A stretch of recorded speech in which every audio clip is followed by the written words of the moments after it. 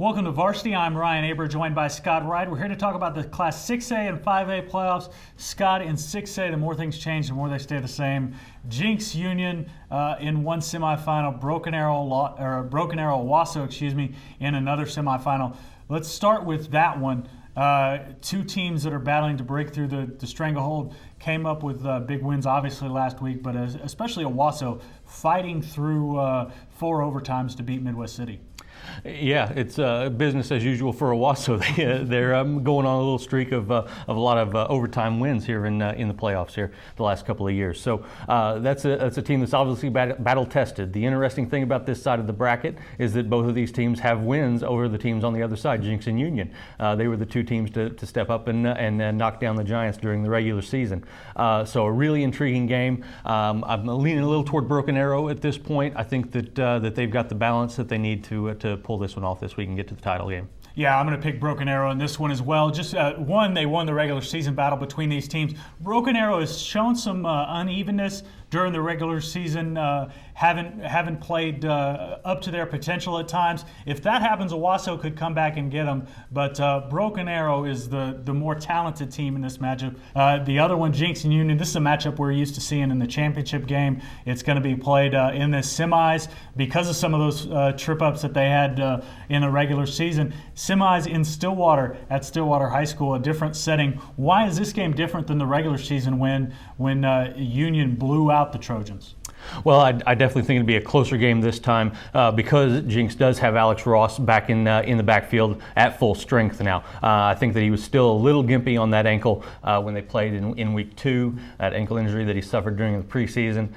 He had a lot of time to rest that ankle as he was healing a broken collarbone. Looked very impressive. I got to see him against Edmond Santa Fe last week. I think he's the difference maker here for Jenks to keep them in the game, but I still think Union wins. Yeah, I'm going to go the same way with that one. I think it's going to be a much closer game because of Alex Ross. I think Hunter Collins has gotten progressively better at quarterback for the Trojans as the season's gone on, but they still they haven't made up all the ground that they need.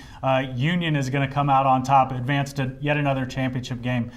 Scott, in 5A, 3 of these teams we expected to be here. We expected Guthrie, we expected McAllister, we expected MacArthur. What we didn't expect was Ardmore, who came up with a big win against Carl Albert on the road, went up and beat Pryor last week to advance to the semis against Lawton Mac. What is it about Ardmore that's made them dangerous at this time of year?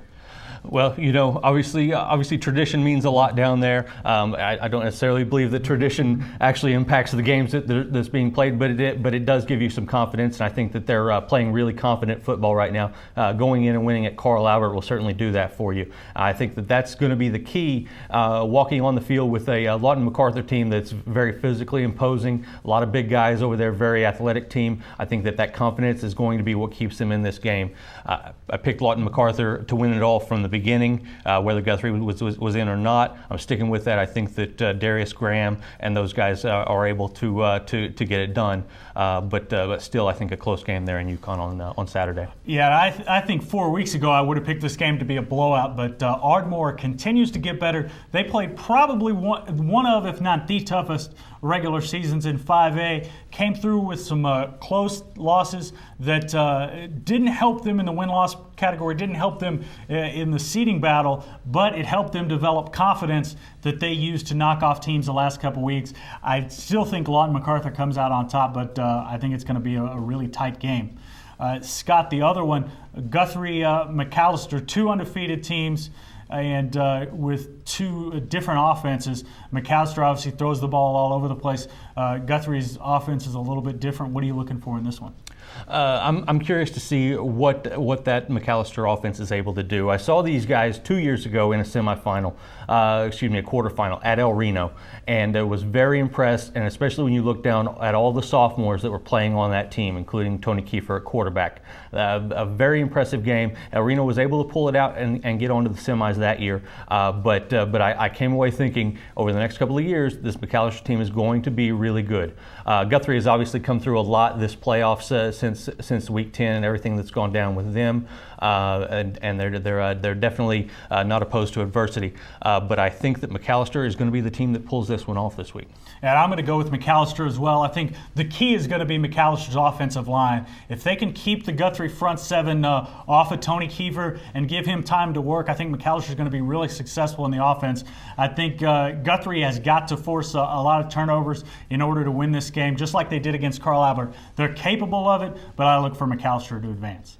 Scott, thanks for joining us, and thank you. And check us out every day at newsok.com/varsity for the best high school coverage anywhere.